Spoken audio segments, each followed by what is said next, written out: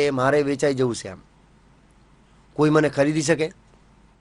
તો એક ચાંડાળ મળ્યો જે શમશાનમાં માણસને બાળે ને એનો લાકડાનો ઇન્ચાર્જ માણસ, એ લાકડાને હાચવી રાખે. તો એને એક નોકરની જરૂરત હતી. તો એને સોનાની 500 મુદ્રાઓ મોહરો આપી અને 1000 થઈ ગઈ અને એ બ્રાહ્મણે દાન આપી આવ્યા. ત્યાં નોકરી લાગી ગયા રાજા હરિચંદ્ર. અને આ બાજુ જે એમની વાઈફ હતી એ શું કરતી હતી? વાસણ માંજતી હતી. આ બધું એકદમ નીચ ઘર કામનો કરતી હતી, બહુ દુઃખ ભોગતી હતી. થોડા દિવસ પછી એમના છોકરાને સાપ કેળવાથી, રાજા હરિચંદ્રના છોકરાને સાપ કેળવાથી મૃત્યુ થઈ. હવે આ છોકરાને અગ્નિ આપવા શમશાનમાં કોણ આવે? પોતે તો એકલી દાસી, કોઈ ઘરમાં પુરુષ નહીં, માલિક તો થોડી આવે નોકરાણીને છોકરાને બાળવા માટે. એકલી એ છોકરાને લઈને ગઈ. બહુ અંધારો હતો, વરસાદ પડે, આ છે તે છે. અને એ શમશાનમાં ઇન્ચાર્જ કોણ? લાકડા આપવામાં રાજા હરિચંદ્ર. એમને કહ્યો જ્યાં સુધી કોઈ વ્યક્તિ કર ના આપે એક લાકડો તારે નહીં આપવાનો. આ રડતી રડતી આવી તો રાજા હરિચંદ્રને આવાજ અને વીજળીના કડાકાથી ખબર પડી ગઈ કે આ તો મારી મહારાણી છે, મરી ગયો મારો છોકરો છે. તો એમને કહ્યું મારા છોકરાને અગ્નિદાહ આપવું છે. રાજાએ કહ્યું કર આપવું જ પડે, છૂટકો જ નહીં. હું સત્યના માર્ગ ઉપર ચાલું છું અને મારા બોસ, મારા માલિકની આજ્ઞા છે કે આટલો લાકડો પણ કર વગર હું ના આપી શકું. ના આપી શકું એટલે ના જ આપી શકું. એમની પત્નીએ જે સાડી પહેરી હતી એ અડધી સાડી ફાડી અને કર રૂપે આપી દીધી. બસ એટલામાં જ આખો શમશાન ભૂમિ છે એ દેવભૂમિમાં પરિવર્તિત થઈ જાય છે. બધા દેવતાઓ પ્રકટ થાય છે, આશીર્વાદ આપે છે કે તમે તમારી પરીક્ષામાં, સત્યની પરીક્ષામાં પાસ થયા છો અને હવે તમે ભગવાનના ધામમાં પણ જઈ શકો છો. વિશ્વામિત્ર જે પેલા બ્રાહ્મણ હતા એ આવ્યા અને રાજા હરિચંદ્રના છોકરાને કહ્યું ચાલ ઉઠ બેટા. છોકરો જીવતો થઈ ગયો અને એને અયોધ્યાનો રાજા બનાવી દીધો વિશ્વામિત્ર મુનિએ. આને કહેવાય છે સત્ય. હવે આ સમાજમાં ખાલી સત્યની શું રહી છે? ખાલી શબ્દ રહ્યો છે સત્ય, બસ. સમાજમાં બીજો કંઈ વધારે સત્ય રહ્યો નથી. અક્રોધતા, ક્રોધ નહીં કરવું, ક્રોધ વિહીનતા, ક્રોધ નહીં કરવું જોઈએ. ક્રોધની મુક્તિ, ત્યાગ, ત્યાગ કરવું જોઈએ. શું ત્યાગ કરવું જોઈએ? ખરાબ વસ્તુ, કામ, ક્રોધ, મોહ, લોભ, આ બધાનો ત્યાગ કરવું જોઈએ. જે વસ્તુ ભક્તિમાં આગળ વધવા માટે નડતર રૂપ છે એને શું કરવું જોઈએ? ત્યાગ કરવું જોઈએ. શાંતિ રાખવી જોઈએ જીવનમાં. શાંતિ મેળવવાનો પ્રયાસ કરવો જોઈએ કે કેવી રીતે આપણે જીવનમાં શાંતિ લાવી શકીએ એનો પ્રયાસ કરવો જોઈએ. અપેસુનમ, અપેસુનમ એટલે છિદ્ર વેચણમાં અરુચિ. કોઈની અંદર દોષ હોય તો એમાં બહુ ધ્યાન નહીં આપવાનું, કેમ કે આ ભૌતિક જગતમાં દરેક વ્યક્તિની અંદર સારા ગુણો બી હોય છે અને ખરાબ ગુણો બી હોય છે. તો આપણે સારા ગુણો જોવા જોઈએ, દોષ નહીં જોવા જોઈએ. તો છિદ્ર વેચણમાં અરુચિ. પણ થાય શું છે? હંમેશા ચુગલી કરવાની આપણી શું હોય છે? આદતો હોય છે. તો એ નહીં હોવું જોઈએ. એ પણ દેવી ગુણો છે. પછી આવે છે દયા. દયા ભૂતેષુ. દરેક જીવ માત્ર પ્રતિ શું હોવી જોઈએ? દયા હોવી જોઈએ. કોઈની જોડે બહુ કઠોર વ્યવહાર નહીં કરવું જોઈએ. કોઈએ ભૂલ કરી નાખી તો એને ક્ષમા કરવી જોઈએ. દયા કરવી જોઈએ. એને આધ્યાત્મિક જ્ઞાન આપવું જોઈએ. દયા બે પ્રકારની છે, એક ભૌતિક દયા છે, એક આધ્યાત્મિક દયા છે. વાસ્તવિક દયા કઈ છે? આધ્યાત્મિક દયા છે કે એને આત્માનું જ્ઞાન આપી અને પોતાની પોઝિશનમાં પાછો લાવવું. માધવમ, સૌમ્યતા, લોલુત્પમ, લોભથી મુક્તિ. લોભ નહીં હોવું જોઈએ. આગળ ભગવાન બતાવશે નરકના 3 દ્વાર છે, એમાં એક શું છે? લોભ છે. હિ લજ્જા, અચાપલામ, નિશ્ચય, દૃઢ નિશ્ચય હોવું જોઈએ. આધ્યાત્મિક પ્રગતિ કરવામાં, કોઈ પણ કાર્ય કરવામાં. તેજ, પ્રતાપ, તેજ, ક્ષમા. કોઈ આપણો અપરાધ કરે, આપણને ગાળી આપે તો આપણે એને શું કરવું જોઈએ? ક્ષમા કરવું જોઈએ, ભૂલી નાખવાનો. જેટલા આપણે ક્ષમાશીલ બનીશું એટલી આપણી આધ્યાત્મિક પ્રગતિ થશે વધારે. ક્ષમા કરતા રહેવું જોઈએ. આ ક્ષમાની એક કથા છે મહાભારત અને રામાયણમાં. આપણામાંથી દરેક વ્યક્તિએ વિશ્વામિત્ર મુનિનું નામ સાંભળ્યું છે અને વશિષ્ઠ મુનિનું નામ સાંભળ્યું છે. વિશ્વામિત્ર મુનિ જ્યારે ક્ષત્રિય હતા, રાજ કરતા હતા, ત્યારે શિકાર કરતાં કરતાં કરતાં એકદમ વનમાં ગતા રહ્યા. ત્યાં એમને વશિષ્ઠ મુનિ મળ્યા.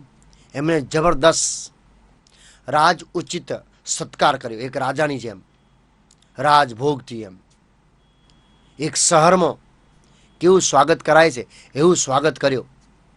વિશ્વામિત્ર મુનિ છે એ અચંબો પામી ગયા કે આવા વનમાં, આવા જંગલમાં રાજ ઉચિત સ્વાગત કેવી રીતે સંભવ છે. પછી એમને ખબર પડી કે એમને પાસે નંદિની ગાય છે. એ શું કરે છે? આ બધું ભરણ પોષણ કરે છે. એને સ્વાગત કર્યું. અનંત શક્તિ છે એની અંદર, એ ગાયમાં. તો વિશ્વામિત્ર મુનિએ એ ગાય વશિષ્ઠ મુનિ પાસેથી માંગી. વશિષ્ઠ મુનિએ ઘસીને ના પાડી દીધી. તો એમણે શું કર્યો? જબરદસ્તી લઈ ગયા. વિશ્વામિત્ર મુનિ જબરદસ્તી લઈ ગયા તો શું થયો? વશિષ્ઠ મુનિને કહેવાથી નંદીની ગાયે હજારો યોદ્ધાઓ ઉત્પન્ન કર્યા પોતાના શરીરમાંથી અને વિશ્વામિત્ર મુનિના જેટલા બી સૈનિકો હતા બધાને મારી દીધા. વિશ્વામિત્ર મુનિએ પોતાના શસ્ત્રોથી વશિષ્ઠ મુનિ ઉપર આક્રમણ કર્યો અને એમને બ્રહ્મદંડથી બધાને નિસ્તેજ કરી નાખ્યા, શાંત પાડી દીધા. તો એમને બહુ વધારે ગુસ્સો આવ્યો. ગયા અને તપસ્યા કરી, દિવ્યાસ્ત્રો પ્રાપ્ત કર્યા અને એ દિવ્યાસ્ત્રો કોને ઉપર છોડ્યા? વશિષ્ઠ મુનિ ઉપર છોડ્યા. બ્રહ્મદંડથી એને પણ શું કરી નાખ્યો? નિસ્તેજ કરી નાખ્યો. તો એમને વિચાર્યું કે આ ક્ષત્રિય જે સ્પિરિટ છે, ક્ષત્રિય શસ્ત્રો છે, એનાથી આપણે આ વશિષ્ઠ મુનિને હરાવી ના શકીએ. હવે હું બ્રાહ્મણ બની જાઉં એમ. ક્ષત્રિયત્વમાંથી બ્રાહ્મણત્વમાં હું ટ્રાન્સફર થઈ જાઉં. એને ખૂબ તપસ્યા કરી. બ્રહ્માજી આવ્યા. બ્રહ્માજી કહ્યું કે જો વશિષ્ઠ મુનિ આપ શ્રીને મહર્ષિ અથવા બ્રહ્મ ઋષિની પદવી આપે તો હું માને રાખું, ત્યાં સુધી નહીં. હવે આ વખતે તો વશિષ્ઠ મુનિ પાસે જઈ અને એમને કહે કે મને માન્યતા આપો, એ તો શું છે? બહુ અપમાનજનક લાગે, બહુ લજ્જા લાગે. એના ક્ષત્રિય હતા. તો એ નહીં ગયા. અને જ્યારે જ્યારે વશિષ્ઠ મુનિ અને વિશ્વામિત્ર મુનિ મળે તો વશિષ્ઠ મુનિ શું કહે? ક્ષત્રિય તરીકે એમને સંબોધન કરે, સમ્રાટ, રાજા. તો એમને વધારે ગુસ્સો ચડે. એટલે પછી શું કર્યું? એમને એક ભૂત ઉત્પન્ન કરીને વિશ્વામિત્ર મુનિએ વશિષ્ઠ મુનિના 100 પુત્રોને મારી નાખ્યા. 100 પુત્રોને મારી નાખ્યા. ફરી ઘણી વાર એમને પ્રત્યક્ષ રૂપે ઝઘડો કર્યો વશિષ્ઠ મુનિ પાસે એમને સાથે. તો પણ એમને સક્સેસ નહીં ગયા, માર ખાધો. પછી એમને વિચાર્યો વિશ્વામિત્ર મુનિએ કે આને પ્રત્યક્ષ રીતે તો આક્રમણ ના કરી શકાય, પણ પરોક્ષ રીતે હું એને મારીશ. એક દિવસ રાતનો સમય હતો. વિશ્વામિત્ર મુનિ અસ્ત્ર શસ્ત્ર ધારણ કરી અને એક ઝાડ પાસે હંતાડીને બેસી ગયા. વશિષ્ઠ મુનિ અને એમના વાઇફ યજ્ઞવેદી ઉપર બેઠા હતા. સ્લો અગ્નિ હળગતી હતી, ધીમી ગતિથી. ચંદ્રમાનો પ્રકાશ શીતળ હતો અને વિશ્વામિત્ર મુનિ રાહ જોઈ રહ્યા હતા કે કેવી રીતે હું આમને મારું. ત્યાં સુધી વશિષ્ઠ મુનિના ધર્મપત્ની બોલ્યા કે આજે આ ચંદ્રમાનો શીતળતા કેવી છે, એમ કેટલી પ્રસરી રહી છે એમ. તો વશિષ્ઠ મુનિએ કોની પ્રશંસા કરી?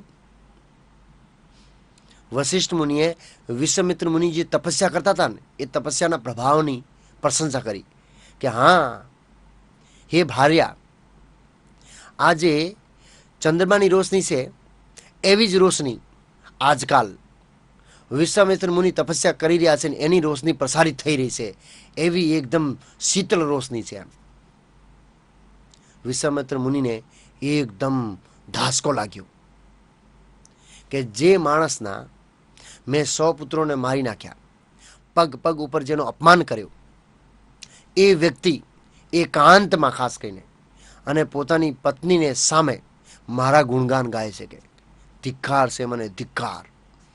બહુ અફસોસ થયો. કોને? વિશ્વામિત્ર મુનિને. અને અસ્ત્ર થસ્ત્ર ફેંકી અને એ ઝાડમાંથી નીકળીને સીધા પગે પડી ગયા. કોને? વશિષ્ઠ મુનિને.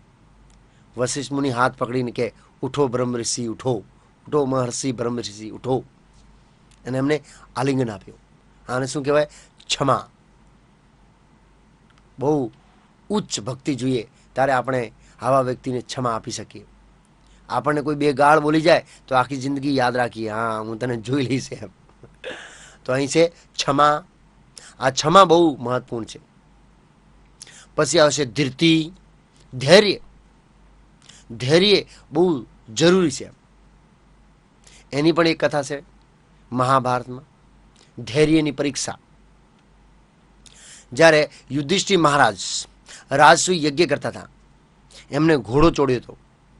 તો ઘોડો ફરતો ફરતો મણિપુર બાજુ ગયો અને મણિપુરના રાજા મયુર ધવજ ભગવાન કૃષ્ણ મહાન ભક્ત હતા, એમને પણ ઘોડો છોડ્યો હતો. આ અશ્વમેઘ યજ્ઞ કરે એટલે ઘોડો છોડે છે એમ. અને એ ઘોડાને કોઈ ટચ નહીં કરે અને જે પકડે એને જોડે હરાવી અને પછી પાછો લાવવાનો અને પછી એને આહુતિ આપવાની યજ્ઞમાં. તો એ ઘોડાનું ધ્યાન કોણ રાખતો હતો? યુધિષ્ઠિર મહારાજનું ઘોડાનું ધ્યાન ભગવાન કૃષ્ણ અને અર્જુન રાખતા હતા. અને જે મયુર ધ્વજ હતા એમના ઘોડાનું ધ્યાન કોણ રાખતા હતા? તામ્ર ધ્વજ, એમના પુત્ર. તો આ 2 ઘોડા મળ્યા અને અર્જુન અને તામ્ર ધ્વજ વચ્ચે જબરદસ્ત યુદ્ધ થયો.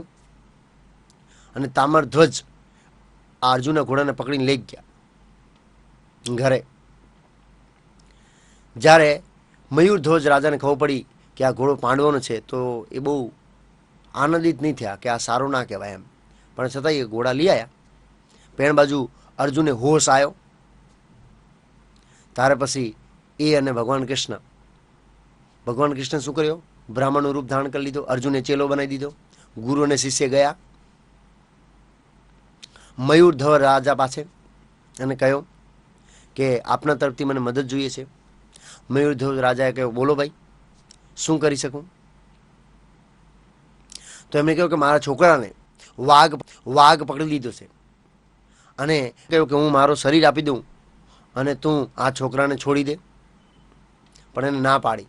એને કહ્યું કે આપણા રાજ્યનો રાજા મયુર ધ્વજ દક્ષિણ અંગ, શરીરનો દક્ષિણ ભાગ છે, એ કાપીને આપી દે અડધો, તો હું તમારા છોકરાને પાછો આપી દઉં. ભગવાન કૃષ્ણ અને અર્જુનના તેજથી, એનો જે તેજ હતો એ તેજથી રાજા મયુર ધ્વજ થોડાક આશ્ચર્ય થયા. પણ છતાંય એમને તૈયાર થઈ ગયા. પણ એમની વાઈફે કહ્યું કે ના, હું એમની અર્ધાંગિની છું તો હું મારો આખો શરીર આપી દઉં. ભગવાને બ્રાહ્મણના રૂપમાં ના પાડી, ના, મારે તો રાજાનો દક્ષિણ અંગ જોઈએ. છોકરો આવ્યો કે હું બી એમનો અંગ છું. ભગવાન એ બી ના પાડી. અને એ અંગ કાપીને કોણ આપે? મા અને છોકરો.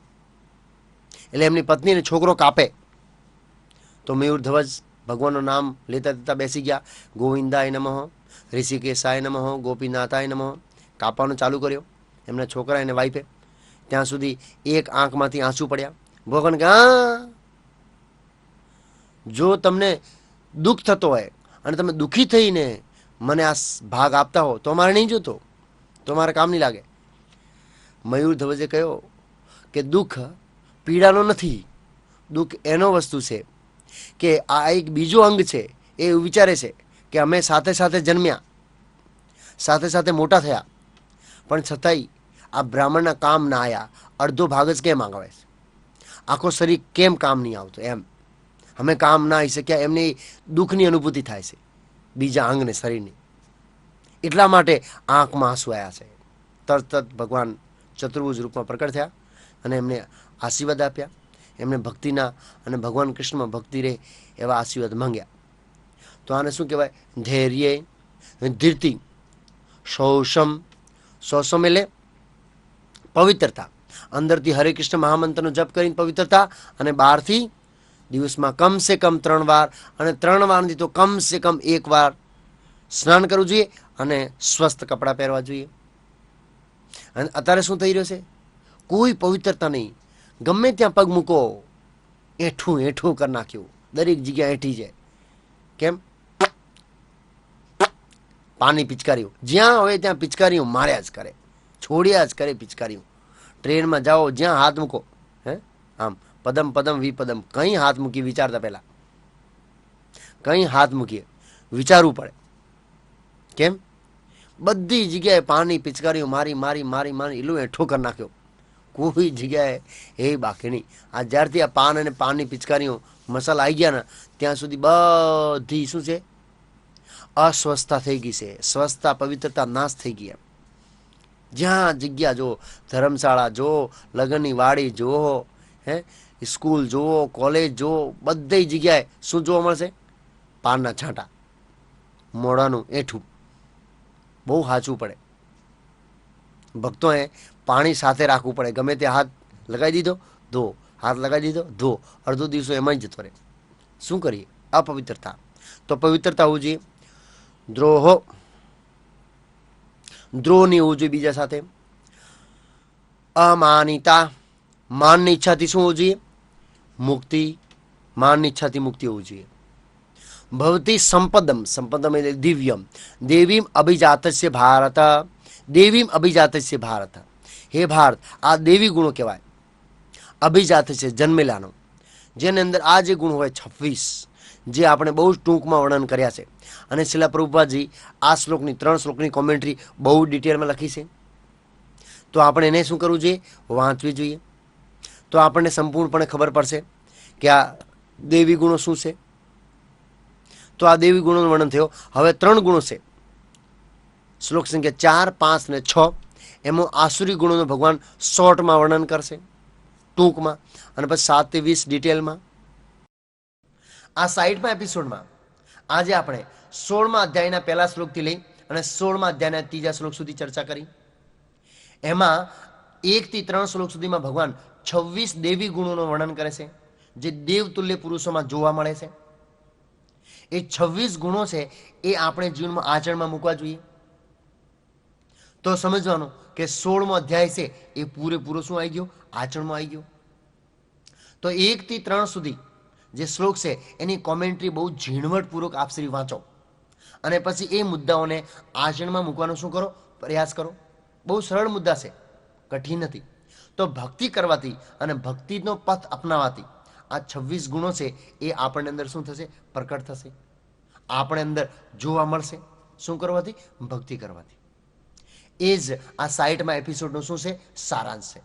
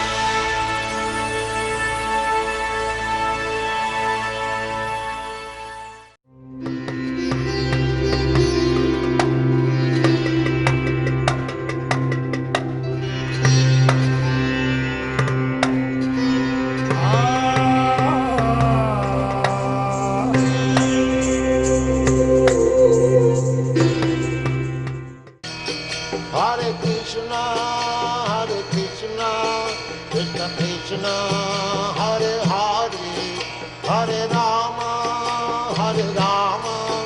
राम राम हरे हरे हरे कृष्ण कृष्ण कृष्ण हरे हरे हरे राम राम राम हरे हरे.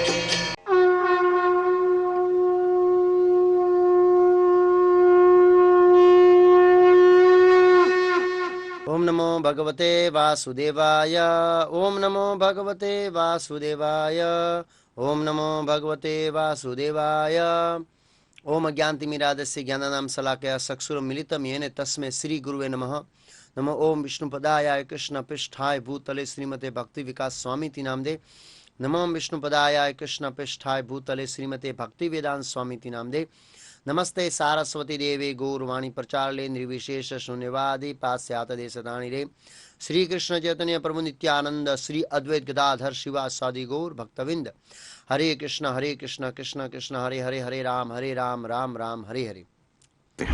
दम्भो दर्पोऽभिमानश्च क्रोधः पारुष्यमेव च अज्ञानं चाभिजातस्य पार्थसम्पदमासुरीम्. हे पार्थ, दंभ, दर्प, अभिमान, क्रोध, कठोरता તથા અજ્ઞાન આ આસુરી પ્રકૃતિવાળા માણસોના ગુણો છે. આ ચોથા શ્લોકમાં ભગવાન કૃષ્ણ આસુરી ગુણોનું વર્ણન કરે છે. જેવી રીતે 1, 2 ને 3માં દેવી ગુણોનું વર્ણન થયું, જેમાં ટોટલ 26 ગુણ હતા. એવી રીતે આ શ્લોકમાં ભગવાન 6 આસુરી ગુણોનું વર્ણન કરશે. અને શ્લોક સંખ્યા 37 લઈને શ્લોક સંખ્યા 20 સુધીમાં ભગવાન વિસ્તારથી વર્ણન કરશે. અને આ શ્લોકમાં ટૂંકમાં છે, સંક્ષેપમાં છે, અને મેન જે 6 ગુણો છે એનું વર્ણન કરે છે. છેલ્લા પ્રભુપાદજી આ શ્લોકના ભાવાર્થમાં લખે છે કે આ જે ગુણોનું વર્ણન થયું છે એ નરકના રાજમાર્ગનું વર્ણન છે. આ જો ગુણો આપણે અંદર હોય તો સમજવાનું આપણે કોનું નિર્માણ કરી રહ્યા છીએ? નરકનો રાજમાર્ગ. તો આ 6 ગુણોમાંથી પહેલો ગુણ છે દંભો. દંભ. આપણે નહીં કહેતા આ તો દંભી છે, બતાવવા માટે ધાર્મિક નિયમો પાળે છે. દંભી કોને કહેવાય? કે જે દુનિયાને બતાવવા ખાતર ધાર્મિક કાર્ય કરે.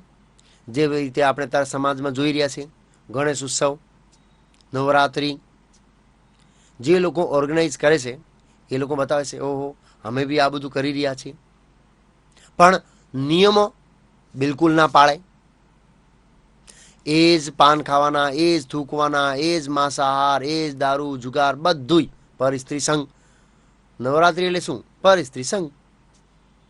તો એ જ કાર્ય કરવાના, એમાં કોઈ બાંધછોડ નહીં કરવાની, નિયમોની અંદર કોઈ બાંધછોડ નહીં. એ અમે નહીં પાડીએ. પણ જોડે ધાર્મિક કાર્ય કરે દંભી. જેવી રીતે આપણે ડૉક્ટર પાસે જઈએ અને ડૉક્ટર આપણને દવા આપે છે કે આ દવા લો, પણ સાથે સાથે નિયમ બતાવે છે આ નહીં કરવાનું, આ નહીં કરવાનું, આ નહીં કરવાનું, આ નહીં કરવાનું. આપણે જો નિયમો પાળીશું તો હારો થશે, નહીં તો આપણા જીવનમાં કોઈ પરિવર્તન નહીં આવે. એવી રીતે દંભી એટલે નિયમો પાળ્યા વગરની ભક્તિ. એને શું કહેવાય છે? દંભો, દર્પો, ઘમંડ. ઘમંડ આવે, આઈ એમ સમથિંગ. સોનો ઘમંડ? શિક્ષણનો ઘમંડ, પદવીનો ઘમંડ. એના વિશે ને બહુ મોટો ઘમંડ હોય છે. ઓહો હું MBBS છું, હું BB છું, હું આ છું, હું તે છું, હું ડૉક્ટર છું, વકીલ છું, જજ છું. ઘમંડ. પછી આવે છે અભિમાનસ્સ. અભિમાનનો સૂક્ષ્મ બીજું રૂપ છે અહંકાર, અભિમાન. લોકો મને માન આપવા જોઈએ એમ કે. એની અંદર યોગ્યતા ના હોય છતાં પણ માનની આશા રાખે, એને શું કહેવાય? અભિમાન. ક્રોધ. નાની નાની વસ્તુમાં ક્રોધી થઈ જાય. પારુ સ્વયં. કઠોરતા. હૃદય બહુ કઠોર હોય છે. આને ઉડાવી દો, આમ કરી દો, તેમ કરી દો. આપણે જોઈએ છીએ પોલિટિશિયન લોકો જબરદસ્ત કઠોરતા હોય હૃદયમાં. અજ્ઞાની હોય છે. શું કરવું શું નહીં કરવું એમને કાંઈ ખબર ના હોય. હા, દાદા બની અને નેતા બની ગયા. અજ્ઞાન. એટલા માટે જોઈએ છે આપણે તારે દિવસે દિવસે ઇકોનોમી ખરાબ થઈ રહી છે. કેમ? અજ્ઞાની લોકો બેઠા છે ટોપમાં. જે મોનોપોલીઓ બનાવે છે એમાં અજ્ઞાની લોકો બેઠા છે. એટલા માટે શું થઈ રહ્યું છે? Economy down. પહેલાં માણસ 5 કલાક કમાઈને જીવતો હતો, હવે પછી 7 થયો, 8 થયો, 9 થયો, 10 થયો, 16 કલાક કમાવવું પડે છે. કેમ? ઇકોનોમીના બધી મોનોપોલીઓ માણસને બરોબર પીસી નાખે છે. તો આ 6 ગુણો છે, આસુરી ગુણો છે. અભિજાતસ્ય જન્મેલાનો પાર્થ સંપદમ આસુરીમ. ભગવાન કહે છે કે જ્યારે આ જીવો અભિજાતસ્ય ગર્ભમાં હોય છે, માના પેટમાં, ત્યારથી એમની અંદર આ ગુણો હોય છે. જેમ જેમ એ મોટો થાય એમ એમ આ શું થાય? ગુણો વિકસે છે. હવે અર્જુને આ શ્લોક સાંભળ્યો, અર્જુન ભયભીત થઈ ગયો. હું દંભી છું, અહંકારી છું, અભિમાની છું, મારી અંદર ક્રોધ છે, કઠોરતા છે, મારા અંદર કોઈ દયા નથી, હું મારા સગાવાળાઓને મારવા તૈયાર થઈ ગયો છું, એવું અર્જુનની અંદર મનમાં વિચાર આવ્યો. તો ભગવાન કૃષ્ણ નેક્સ્ટ શ્લોકમાં એ સંશયનું નિવારણ કરશે અને દેવી ગુણો વિકસાવે તો એનો શું ફળ હોય છે અને આસુરી ગુણો વિકસાવે એનો શું ફળ હોય છે એનું વર્ણન ભગવાન નેક્સ્ટ શ્લોકમાં કરે છે. દૈવી સંપદ વિમોક્ષાય નિબંધાય સુરીમતા માશુ ચ સંપદમ દૈવીમ અભિજાતોસી પાંડવ. દિવ્ય ગુણો મોક્ષ તરફ લઈ જનારા હોય છે અને આસુરી ગુણો બંધનકારક હોય છે. હે પાંડુપુત્ર, તું ચિંતા કરીશ નહીં, કારણ કે તું દિવ્ય ગુણો સાથે જ જન્મેલો છે. આ 5મા શ્લોકમાં ભગવાન કૃષ્ણ 2 મુખ્ય મુદ્દાઓનું વર્ણન કરે છે. એક તો અર્જુનની ચિંતા, અર્જુનનો મનમાં પ્રશ્ન. એ પ્રશ્ન શું છે? કે હું અસુરી ગુણો સાથે જન્મેલો છું, મારી અંદર અસુરી ગુણો છે. બીજો કે આ દેવી ગુણો વિકસાવવાનો અને અસુરી ગુણો વિકસાવવાનો ફળ શું હોય છે? આ 2 મુદ્દાની ચર્ચા આ શ્લોકમાં ભગવાન કરે છે. તો ભગવાન કહે છે દેવી સંપદાય વિમોક્ષાય. જે દેવી ગુણો છે એ મોક્ષ તરફ લઈ જનારા છે. નિબધંત આસુરી મતા. આસુરી ગુણો છે એ બંધનમાં નાખનારા છે, જન્મ મૃત્યુને ફેરામાં નાખનારા છે. પછી ભગવાન કહે છે માસુસ સંપદમ દેવીમ અભિજાતો અસી પાંડવ. તું ચિંતા કરીશ નહીં, કારણ કે સંપદમ ગુણો દેવીમ દેવી અભિજાતસ અસી. હે પાંડુપુત્ર, હે પાંડવ, હે અર્જુન, તું ચિંતા કરીશ નહીં કે તારે અંદર અસુરી ગુણો છે. તું તો દેવી ગુણો સાથે જન્મેલો છે, તારે અંદર દેવી ગુણો છે. એટલે અર્જુનને થયો હાસ, ભગવાને રેકમેન્ડ કર્યો, ભગવાને મને કહ્યું ને કે હું દેવી ગુણો સાથે જન્મેલો છું. તો અર્જુને માની લીધો. નેક્સ્ટ શ્લોકમાં ભગવાન બતાવશે કે આ સર્જના સમયથી જ દેવી ગુણો, દેવી વ્યક્તિઓ, અસુરી ગુણો અને અસુરી વ્યક્તિઓ વિદ્યમાન હોય છે. એટલે તું એવી ચિંતા ના કરીશ. તો આ શ્લોકમાં ભગવાને 2 મુદ્દા ક્લિયર કર્યા. એક તો આસુરી ગુણ વિકસાવીએ શું ફળ મળે, દેવી ગુણ વિકસાવીએ શું ફળ મળે. વિમોક્ષાય નિબધંતી, એક બંધનમાં નાખે છે, એક મોક્ષ આપે છે. બીજો મુદ્દો હતો અર્જુને કે અભિજાતસ્ય દેવી અભિજાતસ્ય પાંડવ. તું દેવી ગુણો સાથે જન્મેલો છે, ચિંતા ના કરીશ. અને અસુર અને દેવ એવું નહીં કે પછીથી બને છે, સર્જના સમયથી જ હોય છે. એ નેક્સ્ટ શ્લોકમાં ભગવાન સમજાવે છે. દ્વૌ ભૂત સર્ગૌ લોકેસ્મિન દૈવ આસુર એવ ચ દૈવો વિસ્તરશ પ્રોક્ત આસુરમ પાર્થ મે શૃણુ. હે પાર્થ, આ જગતમાં સર્જન પામેલા જીવો 2 પ્રકારના હોય છે. એક દૈવી કહેવાય છે અને બીજો આસુરી કહેવાય છે. મેં અગાઉ તને દૈવી ગુણો વિસ્તારથી સમજાવ્યા છે. હવે મારી પાસેથી આસુરી ગુણો વિશે સાંભળ. આ 6ઠા શ્લોકમાં ભગવાન સમજાવે છે કે આ સર્જન છે એમાં બે પ્રકારના જીવો હંમેશા હોય છે. દ્વે ભૂત સર્ગા લોકેનસ્મિ. આ મનુષ્ય લોકમાં સર્જાયેલા જીવોમાં દ્વે બે પ્રકારના હોય છે. દેવ અસુર એવ ચ. એક પ્રકારના જીવો છે જેને દેવ કહેવાય છે, બીજા પ્રકારના જીવો છે એને અસુર કહેવાય છે. દેવ ને અસુર પહેલાંથી જ હોય છે અને આ બંને એક બાપના બેટા છે, પણ માં અલગ અલગ છે. આદિત્યોની માતા, દેવતાઓની માતા આદિત્ય અને દૈત્યોની માતા દિતિ. દિતિ દૈત્યોની માતા છે. બાપ આ લોકોને એક જ છે, પણ માં અલગ અલગ છે. અસુર અને દેવ તો બી હંમેશા શું કર્યા કરે છે? ઝઘડા કર્યા કરે છે બંને લોકો. તો દેવ અસુર એવ સ. આ બે પ્રકારના જીવો પહેલાંથી જ હોય છે, એવું નહીં કે પછીથી ઉત્પન્ન થાય છે. પછી ભગવાન કહે છે દેવો વિસ્તરસ પ્રોક્તમ. દેવી ગુણો વિશે મેં પહેલાં વિસ્તારથી તને સમજાયું. હવે આસુરમ પાર્થ મેં શુણુ. હે પાર્થ, હે પ્રથાપુત્ર, હવે તું મારે પાસેથી અસુરી ગુણો વિસ્તારથી સાંભળ. તો હું બહુ વિસ્તારથી નહીં વર્ણન કરું, નહીં તો આપથી ટીવી બંધ કરી દેશો. આપને એવું થશે કે હું ખોટું બોલું છું. ના, મારા ઉપર ભગવદ્ ગીતાના શ્લોકો છે અને ભગવાન કૃષ્ણ બોલી રહ્યા છે. આપણને સારા ગુણો બોલે તો સારા લાગે, પણ આપણા જે ખરાબ ગુણો કોઈ બોલે તો આપણે કેવું લાગે? કડવું લાગે. હવે આપણે બધા ખરાબ ગુણો આવશે. નાના મોટા પાયે આપણે બધા કોણ છીએ? અસુરો છીએ. થોડી વૃત્તિઓ, થોડા ગુણો આપણે અંદર બી છે. કારણ કે પહેલાં સતયુગમાં અસુર અને દેવતા અલગ અલગ લોકમાં રહેતા હતા, જેવી રીતે સ્વર્ગલોક અને પાતાલોક. તેતામાં એક લોકમાં રહેવા લાગ્યા, પૃથ્વીલોકમાં, રામ અને રાવણ.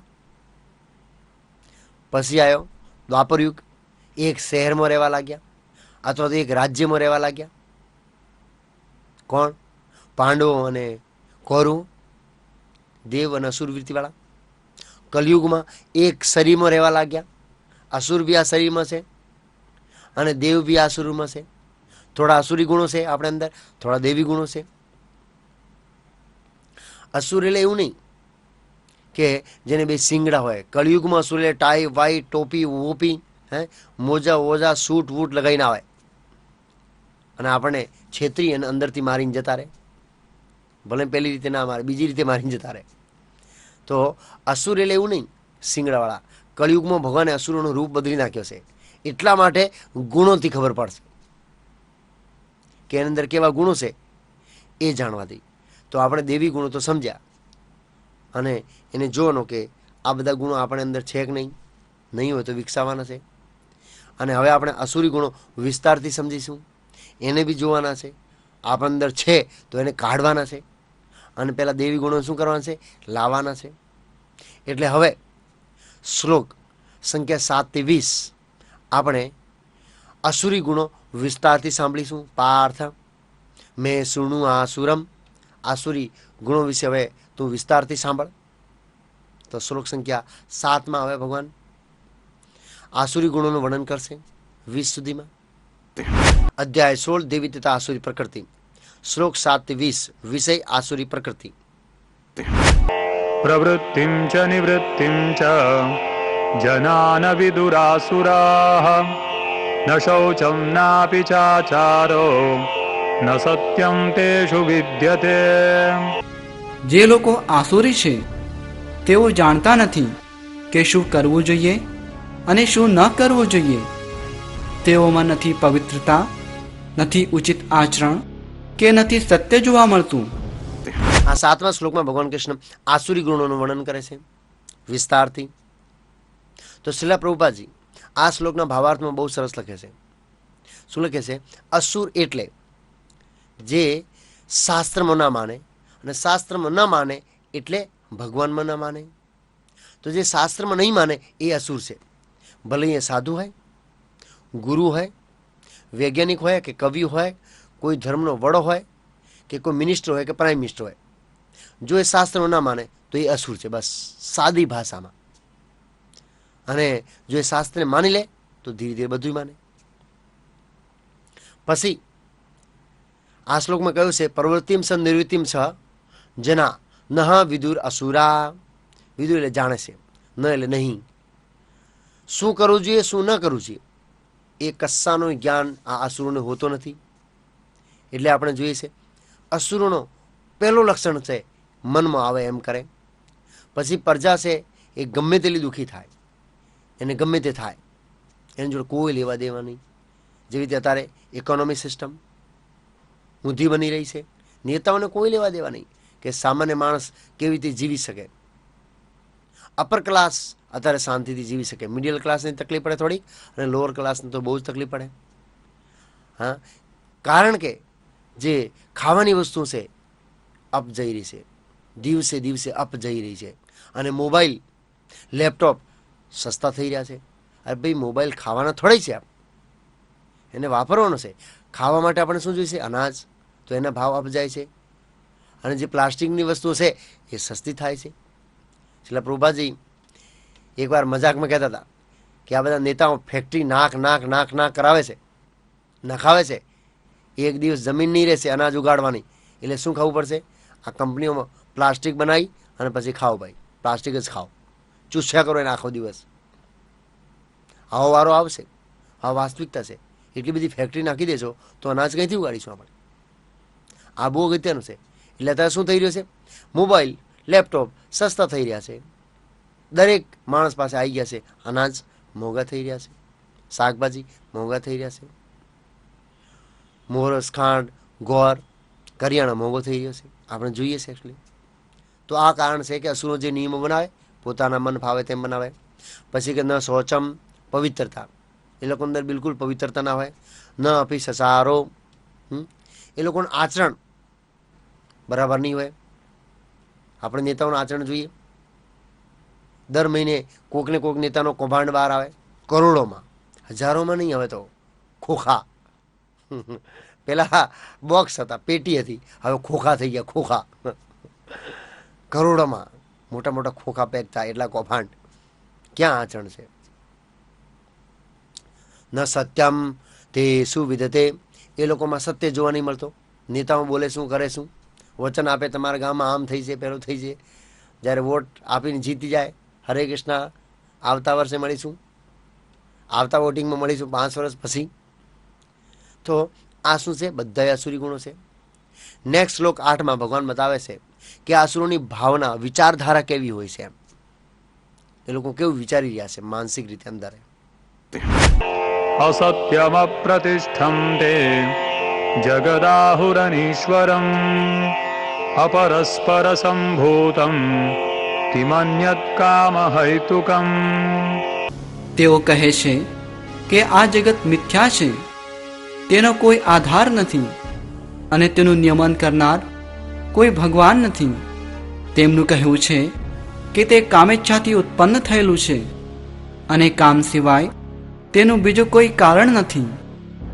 આ 8મા શ્લોકમાં ભગવાન કૃષ્ણ બતાવે છે કે અસુરોની આ જગત પ્રત્યેની ભાવના કેવી હોય છે, આ જગતને કયા દ્રષ્ટિકોણથી જોવે છે, અને કઈ વિચારધારાથી જોવે છે, અને શું વિચારે છે.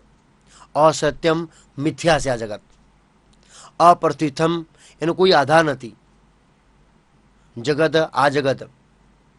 અનઈશ્વરમ, ઈશ્વર વગરનો કોઈ ભગવાન નહીં. જે એવું બોલે ને એ અસુર.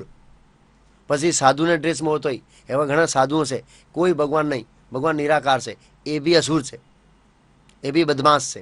આની કેટેગરીમાં આવે છે. ભગવાન કહેશે જે વ્યક્તિ એવું બોલે કે કોઈ ઈશ્વર નથી, બસ એ અસુર કેટેગરીમાં તરત જ આવી જાય. અનીશ્વરમ અરસ્પરમ સંભૂતમ, તો કે આ કેવી રીતે ઉત્પન્ન થયો? બસ કારણ વિના. કિમ નિત્ય, બીજું કોઈ કારણ નહીં, એક જ કારણ છે, કામ હેતુકમ, કામ વાસના ભોગવાને કારણે. બસ એન્જોયમેન્ટ કરો, જીના યાં મરના યાં, ઉસકે સિવાય જાના કહાં. લૂંટો, જેટલો આનંદ લૂંટો તો લૂંટો, જેટલો ભોગ કરવું તો કરો. એકવાર હાથમાંથી જતો રહેશે પછી કંઈ નહીં આવે. બસ આ વિચારધારા કોની છે? અસુરોની છે. બસ આ જગતને ભોગવો હોય, ખાસ કરીને કામ વાસના. પણ એમને ખબર નથી કે આ કામ વાસના બહુ ડેન્જર છે. માણસે આ કામ વાસનાથી સાવધાન રહેવું જોઈએ. જે આપણે ત્રીજા અધ્યાયમાં સમજ્યા. જ્ઞાન વિજ્ઞાન નાશનમ, અને કોઈ જ દિવસ સંતુષ્ટ ના થાય. જેવી રીતે અગ્નિની અંદર ઘી નાખતા જાઓ, એની જ્વાળાઓ આકાશમાં ઉડતી જશે, વધતી જશે. એવી રીતે આ કામ છે, કોઈ દિવસ સંતુષ્ટ ના થાય અને અલ્ટિમેટ મૃત્યુનું કારણ બને છે.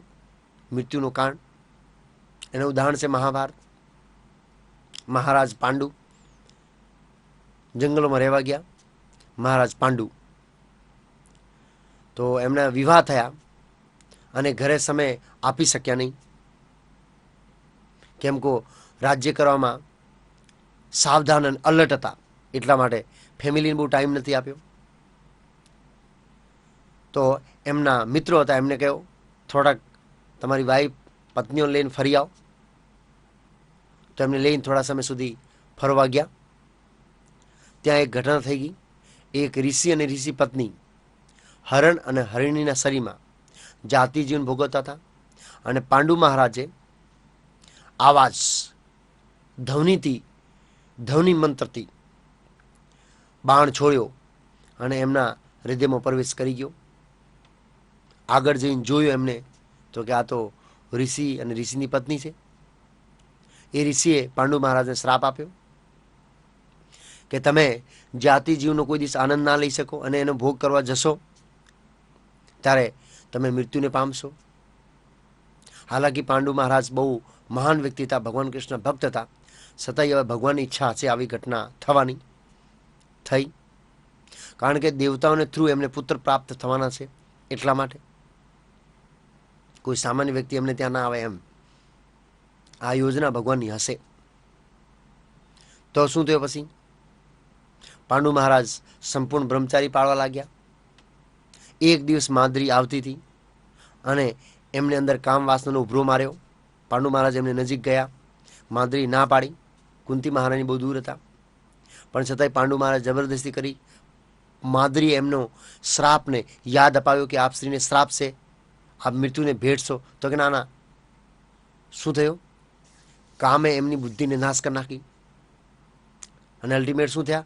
પાંડુ મહારાજ મૃત્યુને ભેટ્યા. તો આ કામ છે બહુ ખતરનાક છે, માણસને મૃત્યુને જોડે ભેટ કરાવે છે. એટલે આપણે એનાથી સાવધાન રહેવું જોઈએ. ધર્મો વિરુદ્ધો કામો અસ્મિહમ. ધર્મને વિરુદ્ધ ના હોય એવો જાતિ જીવન હું છું. બાળકો ઉત્પન્ન કરવા માટે જાતિ જીવન ભગવાન છે, એ આપણે 7મા અધ્યાયમાં સમજ્યા. નેક્સ્ટ શ્લોક 9માં ભગવાન બતાવે છે અસુરોના કાર્ય અને અસુરોના ગુણો. શ્લોક સંખ્યા 9માં. एतां दृष्टिमवष्टभ्य नष्टात्मानोऽल्पबुद्धयः प्रभवन्त्युग्रकर्माणः क्षयाय जगतो हिताः. આવા નિષ્કર્ષોને અનુસરનારા આત્મજ્ઞાન ગુમાવી દીધેલા બુદ્ધિહીન આસુરી લોકો એવા અહિતકર તથા ભયાવહ કાર્યોમાં પરોવાયેલા રહે છે કે જે જગતના વિનાશ માટે હોય છે. આ 9મા શ્લોકમાં ભગવાન કૃષ્ણ ખાસ કરીને આસુરી લોકોના ગુણ અને કાર્યોનું વર્ણન કરે છે. એતામ દ્રષ્ટિમ, આ પ્રમાણે જેને દ્રષ્ટિ કેળવી છે પાછળના શ્લોક પ્રમાણે. નષ્ટ આત્મનો અબુધયા, આ 9મા શ્લોકમાં ભગવાન કૃષ્ણ આસુરી લોકોના કાર્યો અને ગુણોનું વર્ણન કરે છે. તો ભગવાન કહે છે એતામ દ્રષ્ટિમ, આ પ્રમાણે એટલે પાછળના શ્લોક પ્રમાણે જેણે દૃષ્ટિ કેળવી છે આ જગતને જોવાની, એ લોકો નષ્ટાન આત્માનમ, આત્મજ્ઞાનને નષ્ટ કરી દીધો. અલ્પ બુદ્ધયા, ઓછા બુદ્ધિવાળા. પ્રભયંતુ, આબાદ થાય છે. ઉગ્ર કર્મણામ, ઉગ્ર કર્મો કરે છે. શાના માટે? ક્ષયાય, નાશ કરવા માટે. કોને? જગતો, જગતને. અહિતા, એનો અહિત થાય એના માટે. તો આસુરી લોકો છે એ ઉગ્ર કર્મ, જેનાથી વિનાશ થાય.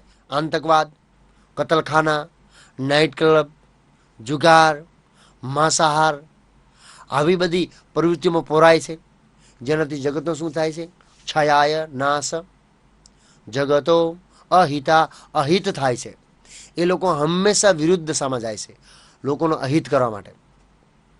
જ્યારે લોકો મરે, બોમ્બ બ્લાસ્ટ થાય ત્યારે અસુરો આનંદિત થાય છે. તો આ અસુરોનો કાર્ય અને એમના ગુણોનું વર્ણન છે. અને ખાસ કરીને અસુરો એટલે શું કરે? ઇન્દ્રિય તૃપ્તિના વધારવા માટે પ્રયાસ કરે. કેવી રીતે અલગ અલગ આઈડિયાથી આપણે ઇન્દ્રિયોને તૃપ્તિ આપી. બસ આ પણ એક અસુર વૃત્તિ છે. આ નહીં તો આ નહીં તો આ, અલગ અલગ આઈડિયા કરે. નેક્સ્ટ શ્લોકમાં, શ્લોક સંખ્યા 10માં ભગવાન અસુરોના મનોવૃત્તિનું વર્ણન કરે છે. એમની મનોવૃત્તિ કેવી હોય છે? काममाश्रित्य दुष्पूरम् दम्भमानमदान्विताः मोहात् गृहीत्वा सद्ग्राहान् प्रवर्तन्ते शुचिव्रताः. કદાપી સંતુષ્ટ ન થનારા, કામનો આશ્રય લઈને તથા ગર્વના મદમાં તથા મિથ્યા પ્રતિષ્ઠામાં ડૂબેલા આસુરી લોકો આ રીતે મોહગ્રસ્ત થઈને હંમેશા ક્ષણભંગુર વસ્તુઓ દ્વારા અપવિત્ર કર્મનું વ્રત લેતા હોય છે. આ 10મા શ્લોકમાં ભગવાન કૃષ્ણ અસુરોની જે મનોવૃત્તિ છે એનું વર્ણન કરે છે. ભગવાન કહે છે, કદાપી સંતુષ્ટ ન થનારા, કામનો આશ્રય લઈને તથા ગર્વના મદમાં મિથ્યા પ્રતિષ્ઠામાં ડૂબેલા આ લોકો આવી રીતે મોહગ્રસ્ત થઈને હંમેશા ક્ષણભંગુર વસ્તુઓ દ્વારા અપવિત્ર કાર્ય કરવાનું શું લેતા હોય છે? વ્રત લેતા હોય છે, નિયમ લેતા હોય છે. હું આમ કરીશ, હું તેમ કરીશ. કામમ આશ્રિત્ય દુષ્પુરમ. અહીં કામમ આશ્રિત્ય દુષ્પુરમ કહ્યું છે. કામ કોઈ દિવસ સંતુષ્ટ ના થાય. જેવી રીતે અગ્નિની અંદર હંમેશા ઘી નાખો તો શું થાય છે? એ વધશે. એવી રીતે આ ઇન્દ્રિયો છે એને હંમેશા વિષય આપો. ઓર ડિમાન્ડ, ઓર ડિમાન્ડ, ઓર ડિમાન્ડ. એની ડિમાન્ડ શું કરશે? વધતી જશે. અને એ લોકો શું કરે છે? પોતાનો ઈશ્વર, પોતાનો મંત્ર અને વ્રત લેતા હોય છે, તપસ્યા કરતા હોય છે. અસુરો ભાઈ ઇતિહાસમાં એવા અસુરો છે જેને ભયંકર તપસ્યા કરી છે, પણ પોતાનો મંત્ર, પોતાની રીતે તપસ્યા, પોતાની રીતે ઉદ્દેશ્ય. છેલ્લા પ્રભુપાદજી લખે છે આ શ્લોકમાં એના ભાવાર્થમાં કે આ જે અસુરી લોકો છે એ લોકો રાજમાર્ગે નરક જતા હોય છે, છતાંય શું માને છે? અમે પ્રગતિ કરી રહ્યા છીએ. એવું એ લોકોને અભિમાન હોય છે. અને જતા ક્યાં હોય આ લોકો? નરકમાં જતા હોય, પણ છતાંય અભિમાન જબરદસ્ત. તો નેક્સ્ટ શ્લોકમાં આસુરી લોકોની મનોવૃત્તિનું વર્ણન થઈ રહ્યું છે. चिन्तामपरिमेयां च प्रलयान्तामुपाश्रिताः कामोपभोगपरमां हेतावदिति निश्चिताः आशापाशशतैर्बद्धाः कामक्रोधपरायणाः ईहन्ते कामभोगार्थम् अन्यायेनार्थसञ्चयान्. તેઓ એવો વિશ્વાસ ધરાવે છે કે ઇન્દ્રિયોની તૃપ્તિ એ જ માનવ સભ્યતાની મુખ્ય જરૂરિયાત છે. એ રીતે અંતકાળ સુધી તેમને અપાર ચિંતા રહે છે. તેઓ લક્ષાવધિ ચિંતાઓની જાળમાં બંધાયેલા રહીને અને કામ તથા ક્રોધમાં ડૂબેલા રહીને ઇન્દ્રિય તૃપ્તિ માટે અનૈતિક સાધનો દ્વારા ધન સંગ્રહ કરે છે. આ 11મા અને 12મા શ્લોકમાં ભગવાન કૃષ્ણ આસુરી લોકો અને એના કાર્યોનું વર્ણન કરે છે. ભગવાન કહે છે કે તેઓ વિશ્વાસ ધરાવે છે કે ઇન્દ્રિય તૃપ્તિ એ માનવ સભ્યતાની મુખ્ય જરૂરિયાત છે. ગમે તે હિસાબે આપણે ઇન્દ્રિય તૃપ્તિ કરવી જોઈએ, ખૂબ ભોગ કરવું જોઈએ. એમ આ અસુરવૃત્તિ છે. એ રીતે અંતકાળ સુધી એ લોકો અપાર ચિંતામાં રહે છે. કેમ? ઇન્દ્રિય ભોગ, ઇન્દ્રિય ભોગ, ઇન્દ્રિય ભોગ. ઘણા અસુરો મરવા પડ્યા હોય, ડૉક્ટરને કે 2-3 કરોડ આપી દઉં, કે અઠવાડિયા સુધી જીવતો રાખ. ડૉક્ટર પૂછે શા માટે? અરે મારો ઉઘરાણી બાકી છે, મારો ધંધો બાકી છે, જોવાનું કેટલા બધા પૈસા લાવવાના બાકી છે. 5 કરોડ બાકી છે, 3 કરોડ તને આપી દઉં, 2 કરોડ પ્રોફિટ થશે ને અઠવાડિયા પૂરતો. તો અરે ભાઈ 2 કરોડ વાપરશે કોણ? તું તો અઠવાડિયા પછી મરી જઈશ. પણ આ શું છે? આસુરિક વૃત્તિ છે. અંતકાળ સુધી અપાર ચિંતાઓમાં રહેશે. એવી રીતે જાળમાં ડૂબેલા રહીને, કામ અને ક્રોધમાં ડૂબેલા રહીને એ લોકો શું કરે છે? ઇન્દ્રિય તૃપ્તિ, ઇન્દ્રિય તૃપ્તિ, કામ ભોગમ બસ કામ વાસનાનો ભોગ. આ કામ વાસના કોઈ દિવસ સંતુષ્ટ ના થાય. એનું ઉદાહરણ આવે છે ભાગવતના 9મા સ્કંદમાં. યયાતિ મહારાજ. યયાતિ મહારાજ એક રાજા હતા. બહુ બધી રાણીઓ જોડે એનો કામ ભોગ કર્યો, એમ તો બી સંતુષ્ટ ના થયા. અને કામ ભોગ કરતાં કરતાં કરતાં કરતાં શરીર શું થઈ ગયું? બુઢ્ઢો થઈ ગયો. એમને ઈચ્છા હજુ બી હતી કામ ભોગ કરવાની, પણ શરીર સાથ ના આપે.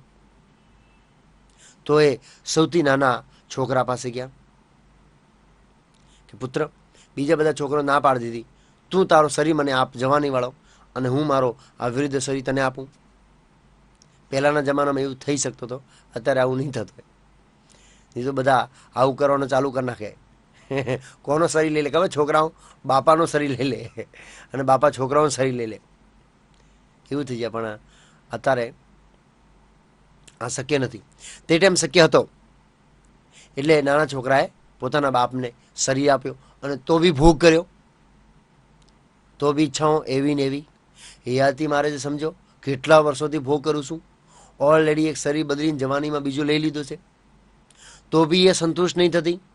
પછી એ ભગવાનના મહાન ભક્ત બની ગયા અને એમને અનુભૂતિ કરી કે આ ઇન્દ્રિય ભોગ, કામ વાસના કોઈ દિવસ સંતુષ્ટ થાય નહીં. એનો કોઈ એન્ડ નહીં. અલ્ટિમેટ આ રોગને શું કરવું પડે? જીતવું પડે, અથવા તો આપણા શરીરમાંથી શું કરવું પડે? કાઢવું પડે. પછી કહે છે અનૈતિક સાધનો દ્વારા ધન સંગ્રહ કરે છે. અર્થભોગમ, ધન સંગ્રહ. કેવી રીતે? અનૈતિક.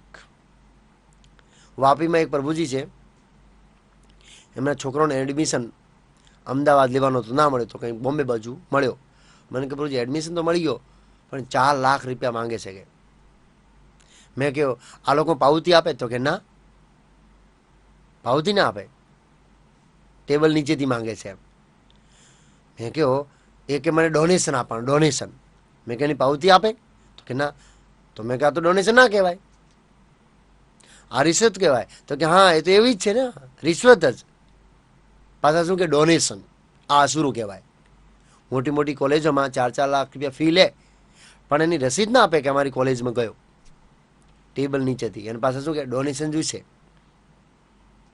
આવા આજકાલના અસુરો છે. 5 lakh donation, 10 lakh donation. Donation ના કહેવાય. ડોનેશન એટલે દાન. આ દાન ના કહેવાય. દાન એટલે જે ધાર્મિક પંથ છે એને અંદર વપરાવું જોઈએ. આ તો લોકોના ગજામાં જાય, ટ્રસ્ટીઓના ગજામાં જાય. તો એને કહેવાય છે અનૈતિક કાર્યોથી ધનને સંગ્રહ કરે છે. આ આસુરિક વૃત્તિ છે. આસુરિક વૃત્તિ. નેક્સ્ટ શ્લોકમાં પણ ભગવાન આસુરી વૃત્તિનું વર્ણન કરશે. ઇદમદ્ય મયા લબ્ધમ ઇમં પ્રાપ્સ્યે મનોરથમ ઇદમસ્તીદમપિ મે ભવિષ્યતિ પુનર્ધનમ અસૌ મયા હત શત્રુર હનિષ્યે ચાપરાનપી ઈશ્વરોહમહં ભોગી સિદ્ધોહં બલવાન સુખી આઢ્યોऽભિજનવાનસ્મિ કોન્યોऽસ્તિ સદૃશો મયા યક્ષ્યે દાસ્યામિ મોદિશ્ય ઇત્યજ્ઞાન વિમોહિતાઃ. આસુરી મનુષ્યો વિચારે છે આજે મારી પાસે આટલું ધન છે અને મારી યોજનાઓ દ્વારા હું વળી વધારે ધન મેળવીશ. હાલમાં મારી પાસે આટલું છે અને ભવિષ્યમાં તે વધીને વધારે થઈ જશે. તે મારું શત્રુ છે અને મેં તેને મારી નાખ્યો છે અને મારા બીજા શત્રુઓ પણ માર્યા જશે. હું બધી વસ્તુઓનો સ્વામી છું, હું ભોગતા છું, હું સિદ્ધ છું, શક્તિશાળી અને સુખી છું, હું સૌથી વધુ ધનવાન છું તથા મારી આજુબાજુ મારા કુળવાન સંબંધીઓ છે. કોઈ અન્ય મારા જેવો બળવાન તથા સુખી નથી. હું યજ્ઞ કરીશ, હું દાન આપીશ અને એ રીતે આનંદ માણીશ. આ પ્રમાણે આવા મનુષ્યો મોહમાં ફસાયેલા હોય છે. આ 3 શ્લોકોમાં 13, 14 અને 15 આ 3 શ્લોકોમાં વિચારધારા છે. એ લોકો શું વિચારે છે? આસુરી લોકો કેવું પ્લાનિંગ કરે છે ભવિષ્ય માટે. આસુરી મનુષ્યો વિચારે છે કે આજે મારી પાસે આટલું બધું ધન છે, મારી યોજનાઓ આ છે, વળી 15 દિવસ પછી, મહિના પછી મારા પાસે આટલો ધન આવશે, આ યોજના દ્વારા હું આ ધનવાન થઈ જઈશ. મારા શત્રુઓ છે, આ મારો શત્રુ છે, એને હું મારી નાખીશ, આને મેં મારી નાખ્યો છે, હવે આનો વારો છે. ઈશ્વરો અહમ ભોગી, હું ઈશ્વર છું, સિદ્ધો બલવાન સુખી, હું સિદ્ધ છું, શક્તિશાળી છું, હું બલવાન છું, સૌથી વધારે હું ધનવાન છું.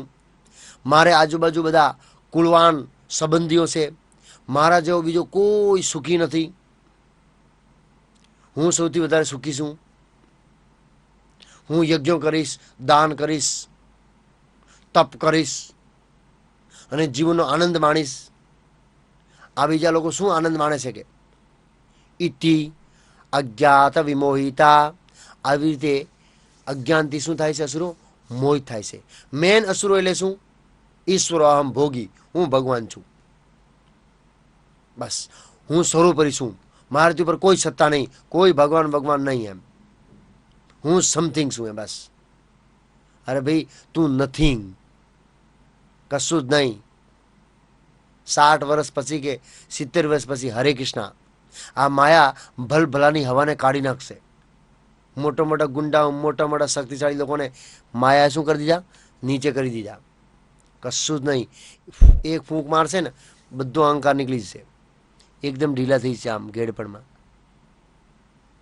બધી શક્તિ લઈ લેશે, બધો ઈશ્વર ભાવ માયા કાઢી નાખશે એક લાત મારશે. તો આ અસુરોની આવી વિચારધારા હોય.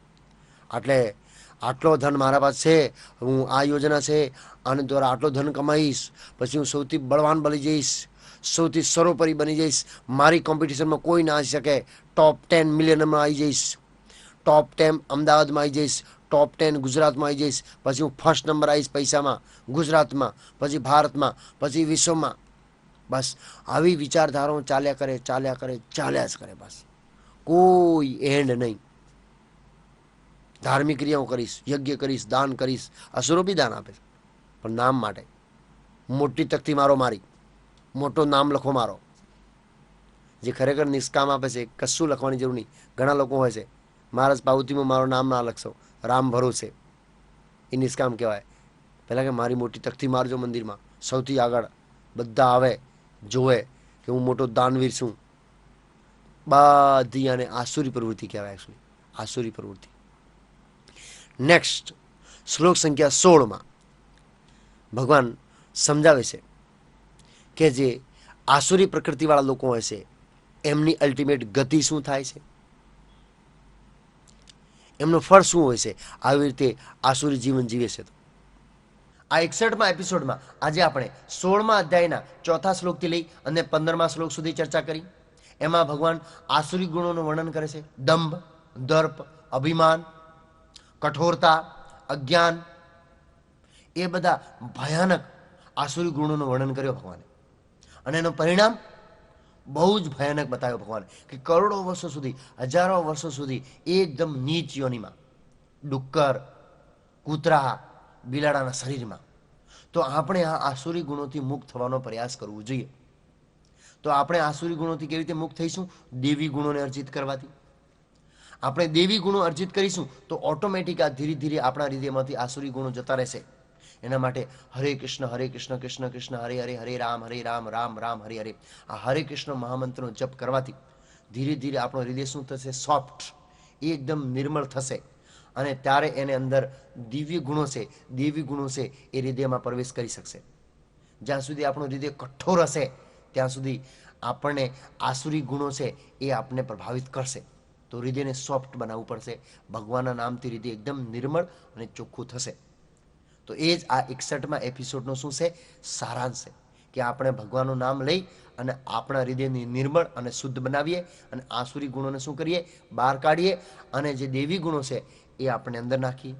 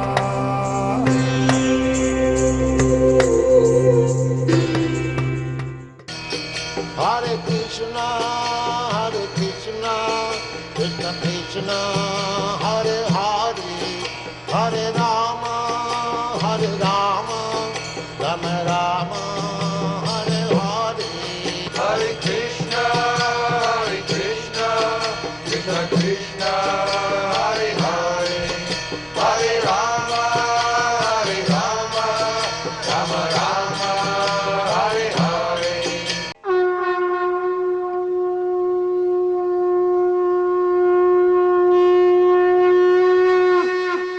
ઓમ નમો ભગવતે વાસુદેવાય. ઓમ નમો ભગવતે વાસુદેવાય. ઓમ નમો ભગવતે વાસુદેવાય. ઓમ અજ્ઞાનતિમિરાદસ્ય જ્ઞાનાનામ શલાકયા ચક્ષુરં મિલિતમ યેન તસ્मै શ્રી ગુરુવે નમઃ. નમો ઓમ વિષ્ણુપદાય કૃષ્ણ પૃષ્ઠાય ભૂતલે શ્રીમતે ભક્તિ વિકાસ સ્વામીતિ નામદે. નમો વિષ્ણુપદાય કૃષ્ણ પૃષ્ઠાય ભૂતલે શ્રીમતે ભક્તિ વેદાંત સ્વામીતિ નામદે. નમસ્તે સારસ્વતી દેવે ગૌરવાણી પ્રચારલે નિર્વિશેષ શૂન્યવાદી પાશ્ચાત દેશદાણી રે. શ્રી કૃષ્ણ ચૈતન્ય પ્રભુ નિત્યાનંદ શ્રી અદ્વૈત ગદાધર શિવાસાદિ ગૌર ભક્તવિંદ. હરે કૃષ્ણ કૃષ્ણ કૃષ્ણ હરે હરે, હરે રામ રામ રામ હરે હરે. अनेकचित्तविभ्रान्ता मोहजालसमावृताः प्रसक्ताः कामभोगेषु पतन्ति नरकेषु च. આ પ્રમાણે વિવિધ ચિંતાઓથી ઉદ્વિગ્ન થયેલા અને મોહજાળના બંધનમાં ફસાયેલા તેઓ ઇન્દ્રિય ભોગમાં અત્યંત આસક્ત બને છે તથા નરકમાં પડે છે. આ 16મા શ્લોકમાં ભગવાન આસુરિક જે લોકો છે એ કાર્ય કરે, એનો આસુરિક ભાવનાથી જીવે, આસુરિક વિચારોથી પ્રભાવિત થાય તો એનું પરિણામ શું આવે છે એ શ્લોક સંખ્યા 16માં કહ્યું છે. અનેક ચિત્ત વિભ્રાંતા, અનેક ચિંતાઓથી ઉદ્વિગ્ન થયેલા, બહુ બધા ગોટાળા માર્યા છે એટલે બહુ બધી ચિંતાઓ છે, બહુ બધા ખરાબ કર્મ કર્યા છે એટલે મન જબરદસ્ત ચિંતિત છે. મોહો જાલ સમાવર્તા, આવી રીતે મોહો જાલમાં ફસાયેલા છે. પ્રસક્તા કામ ભોગે શું, કામ વાસનાથી કમ્પ્લીટ આસક્ત થયેલા, કારણ કે કામ વાસના કોઈ દી સંતુષ્ટ ના થાય એટલે પતનથી એમનો પતન પામે છે. નરકે, આ શ્લોકમાં શબ્દ છે નરકે, અસૂચો, આવા અપવિત્ર લોકોનો, જેની વિચારધારાઓ, જેના કાર્યો અપવિત્ર છે એ લોકો શું કરે છે, નરકમાં પડે છે.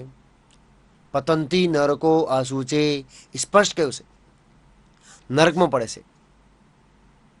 પ્રક્ષતા કામ ભોગેશું, અતિશય કામ વાસનાની આસક્તિ હોય આ લોકોની, અતિશય, કોઈ દિવસ સંતુષ્ટ ના થાય લોકો. અને બીજો, અસુરો શું વિચારે ખબર, પોતાની જાતને મહાન સમજે.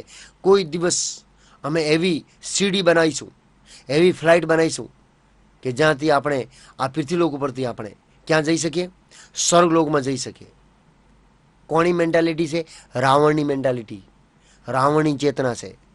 રાવણે પ્લાનિંગ કર્યો હતો કે જેટલા બી પાપ કરે એ બધા કઈ જવા જોઈએ, સ્વર્ગમાં, અને જેટલા બી પુણ્ય કરે બધા નરકમાં જવા જોઈએ. અને એને સીડી બનાવવાનો ટ્રાય બી કરે તો સ્વર્ગની સીડી, સીધા પૃથ્વીલોક ઉપરથી પ્રવેશ મળે સ્વર્ગલોકમાં, પણ પ્રકૃતિના વિરુદ્ધ કાર્ય છે. આજના વૈજ્ઞાનિકો પણ કરે છે. અમે સ્વર્ગ જવા માટે પ્રયાસ કરીએ છીએ, ચંદ્ર ઉપર જવાનો પ્રયાસ કરીએ છીએ. અસુરો પ્રકૃતિના દ્વારા, પ્રકૃતિના માધ્યમથી પણ આપણે ચંદ્રમા ઉપર અને સ્વર્ગલોક જઈ શકીએ છીએ. પણ ના, શાસ્ત્રોના માધ્યમથી જવાય છે ના, અમે અમારી રીતે જઈશું. અને જે વધારે અસુર, જે મોટો બદમાશ હોય ને એને પહેલાં અમે સ્વર્ગમાં લઈ જઈશું અને ચંદ્રમા ઉપર લઈ જઈશું. આસુરી વૃત્તિ કમ્પ્લીટ.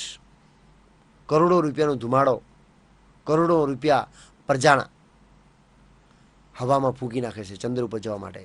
શું ફળ? કશું જ નહીં, કશું ફળ નથી. પથ્થર લઈ આવ્યા, કરોડો રૂપિયાનો ધુમાડો કરી નાખે, શું ફાયદો? તો આસુરિક મેન્ટાલિટી છે, આસુરિક ચેતના છે. પછી નેક્સ્ટ શ્લોકમાં, શ્લોક સંખ્યા 17માં ભગવાન બતાવે છે કે અસુર લોકો પણ યજ્ઞ કરે છે, પણ નામ માત્ર ખાટે, નામ માત્ર માટે. એ લોકો બી યજ્ઞ કરે છે પણ નામ માત્ર માટે. आत्मसम्भाविताः स्तब्धा धनमानमदान्विताः यजन्ते नाम यज्ञैस्ते दम्भेनाविधिपूर्वकम् પોતાને જ શ્રેષ્ઠ માનનારા, સદા ઉદ્ધત રહેતા, ધન સંપત્તિ તથા મિથ્યાભિમાનથી મોહગ્રસ્ત થયેલા લોકો કોઈ વિધિ વિધાનનું પાલન કર્યા વગર કેટલીક વખત નામ માત્ર માટે બહુ ગર્વથી યજ્ઞ કરે છે. આ 17મા શ્લોકમાં ભગવાન કૃષ્ણ સમજાવે છે કે અસુરો બી યજ્ઞ કરે છે, પણ એમની રીતે, એમનો મંત્ર અને એમની રીત. કોના માટે? એમને પોતાનો ઈશ્વર બનાવ્યો એના માટે, પણ પોતાની રીતે કરે છે. તો આ શ્લોકમાં કહે છે પોતાને શ્રેષ્ઠ માનનારા, સદા ઉદ્ધત રહેતા, ધન સંપત્તિ તથા મિથ્યા અભિમાનથી મોહગ્રસ્ત થયેલા, એના ગર્વથી ઘમંડ બનેલા આ લોકો કોઈક વખત યજંતે કરે છે. નામ યજ્ઞસ્તે, નામ માત્ર માટે યજ્ઞ કરે છે. દંભેના, અહંકારના વશ થઈને, દંભપૂર્વક. દંભી આપણે નહીં કહેતા, દંભી ખાલી બતાવવા માટે.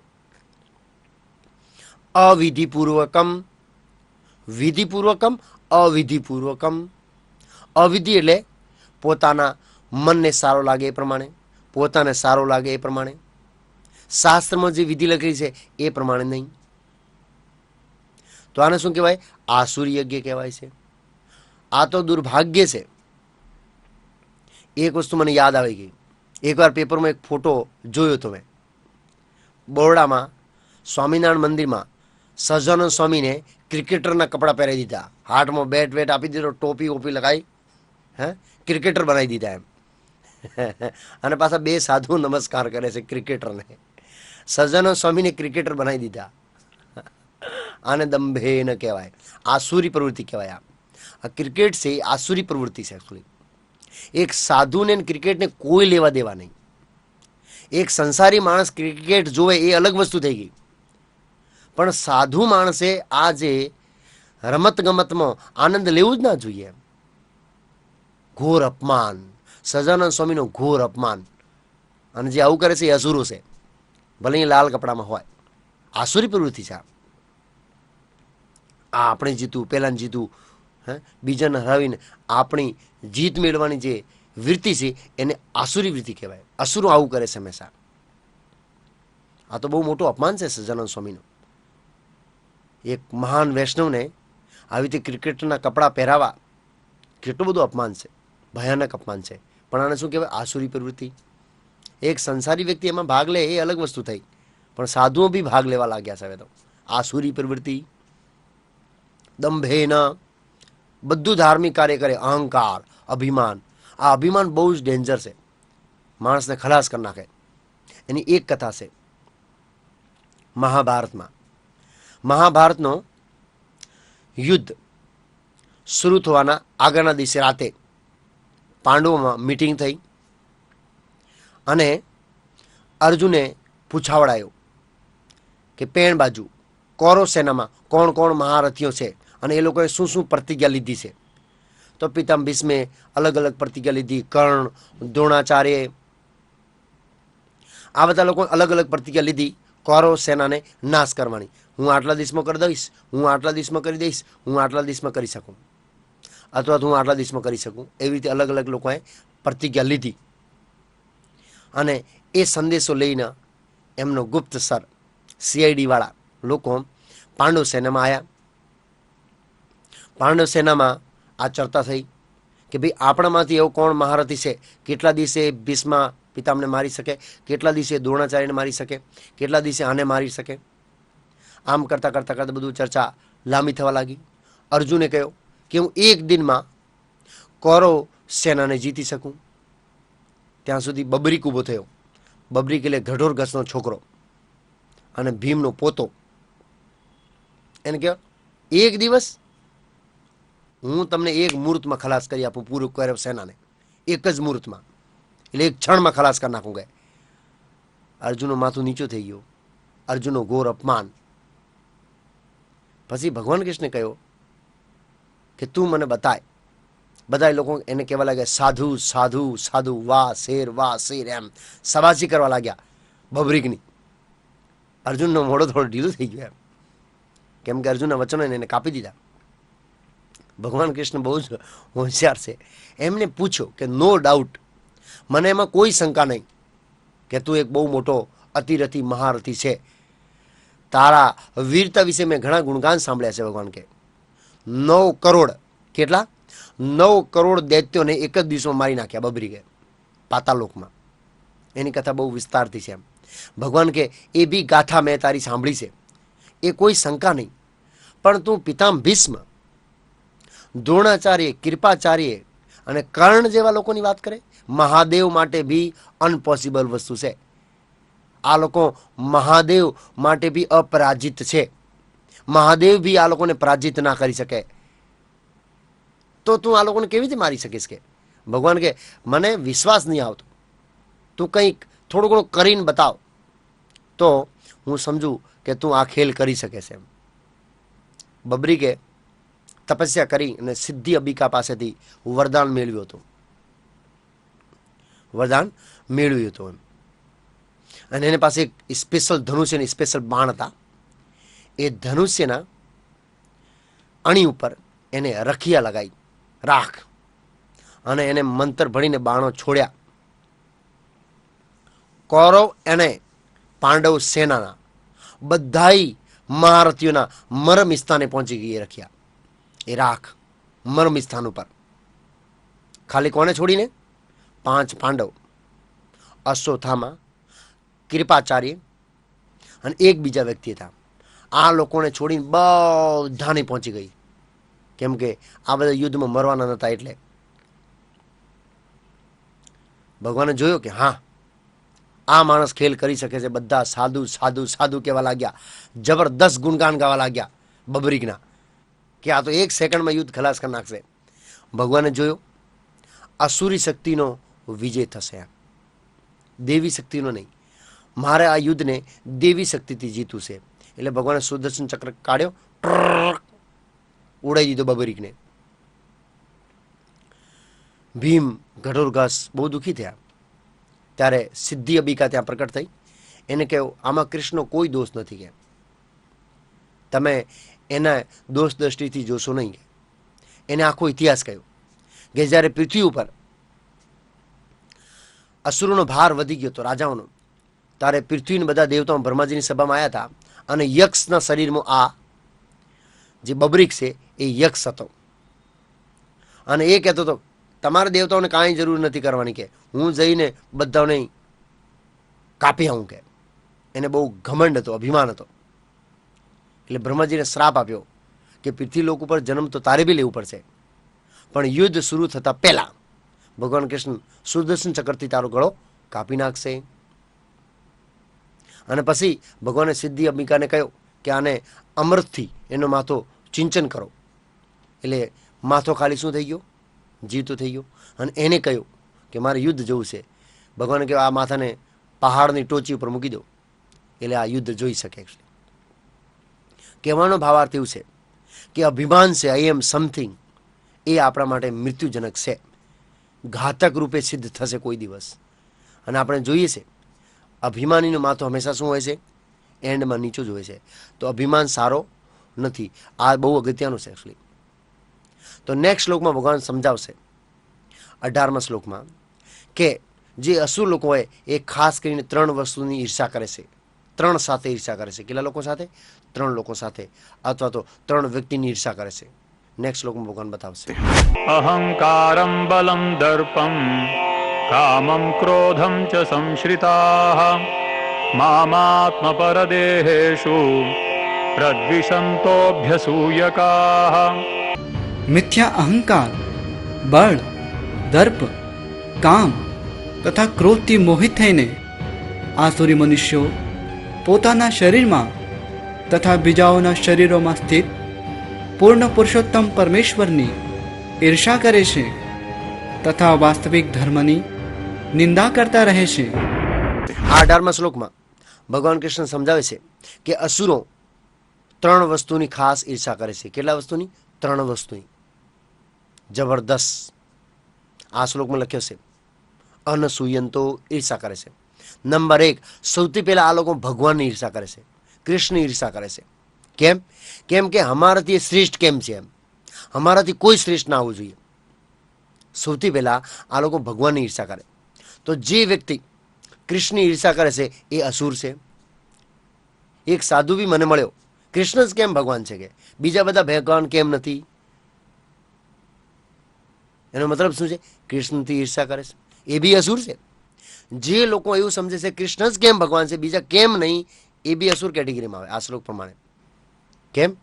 કૃષ્ણ કેમ શ્રેષ્ઠ હોય, હું કેમ શ્રેષ્ઠ નહીં? એમ મારાથી શ્રેષ્ઠ કોઈ ના હોવું જોઈએ એમ. આ કૃષ્ણ મારાથી શ્રેષ્ઠ કેવી રીતે થયો એમ ના થવું જોઈએ એમ. એમની ચેતના એવી હોય. તો એક સૌથી પહેલા ભગવાનની, સર્વોપરી ભગવાનની, વિષ્ણુની અથવા કૃષ્ણની ઈર્ષા કરે. જેવી રીતે હિરણ્યકશિપુ હંમેશા કૃષ્ણની ઈર્ષા કરતો હતો, હંમેશા. એવું નહીં કે એક દિવસ, હંમેશા આ વિષ્ણુ ક્યાં છે, વિષ્ણુ મારાથી શ્રેષ્ઠ કેમ છે? તો સૌથી પહેલા જે લોકો ભગવાનથી ઈર્ષા કરે એ અસુર કહેવાય. નંબર 2, સાધુની ઈર્ષા કરે. કેમ કે સાધુઓ ફક્ત કૃષ્ણ અને વિષ્ણુના જ ગુણગાન ગાય. ઘણા લોકો કહે છે તમે કૃષ્ણ ગુણગાન કેમ ગાઓ છો? ખાલી આના ગાતા નહીં, પહેલાના કેમ નહીં ગાતા, પહેલાના કેમ નહીં ગાતા? ભાઈ તારા પેટમાં શું દુખે છે? તારા પેટમાં દુઃખ તો કંઈ નહીં, તારા અંદર અસુર વૃત્તિ છે તારા પેટમાં, એટલે તમને પેટની અંદર ખૂંટે છે, એટલે તને પેટમાં ચૂંક આવે છે કે આ કૃષ્ણ જ ગુણગાન કેમ ગાય છે, મારા કેમ નહીં ગાવતા એમ. તો બીજા વ્યક્તિ ઉપર આવે છે ભક્તોની નિંદા, ભક્તો સાથે ઈર્ષા, સાધુઓ સાથે ઈર્ષા, જે સાચા ભગવાન કૃષ્ણ ગુણગાન ગાય છે, વિષ્ણુના ગુણગાન ગાય છે. નંબર 3, શાસ્ત્રોની ઈર્ષા કરે છે. કેમ? એમાં ફક્ત વિષ્ણુ અને કૃષ્ણ અને વિષ્ણુ તત્વોના શું છે? ગુણગાન છે.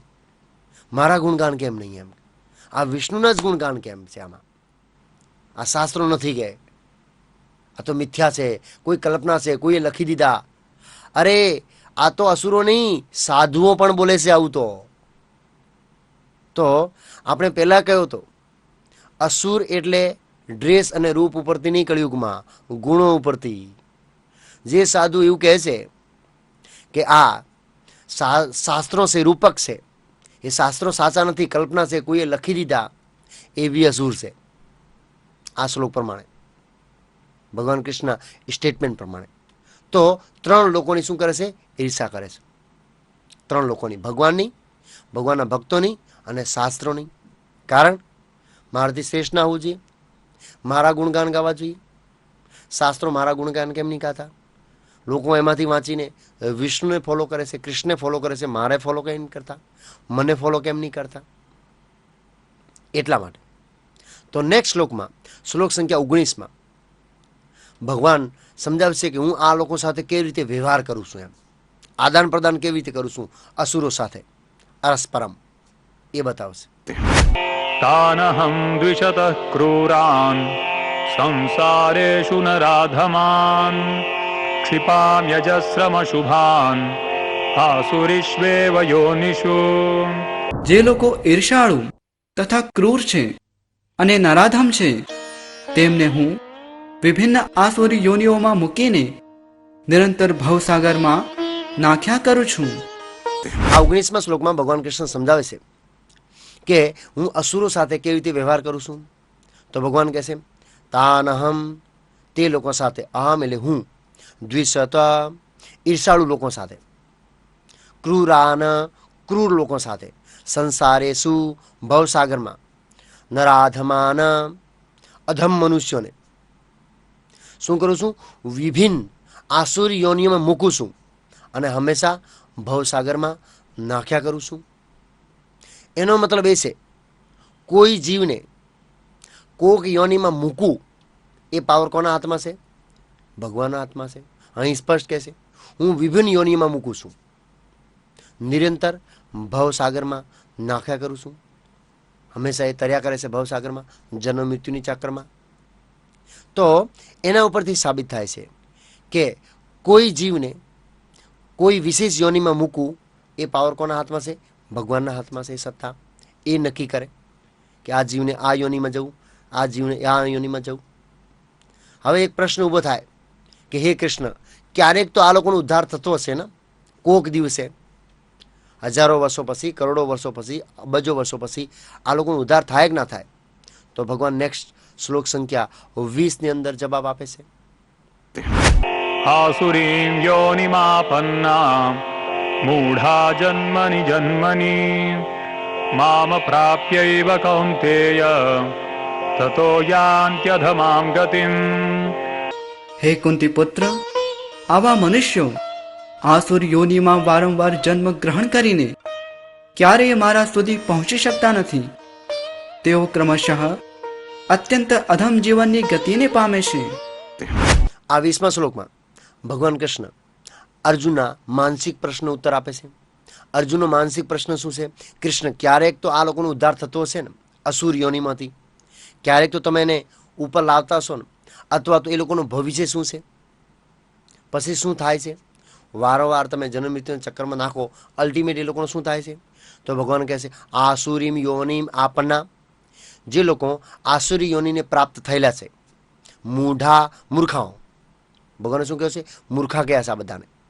જન્મની જન્મ જન્માંતર મામ અપ્રાપ્ય, મને પ્રાપ્ત કર્યા વિના, કૌંતેય હે કુંતી પુત્ર, તતો ત્યારે પછી, મને પ્રાપ્ત કર્યા વગર, એના પછી યાંતિ જાય છે, અધમામ અધમ નીચે, ગતિમ ગતિ, એ લોકો નીચયોની જાય છે.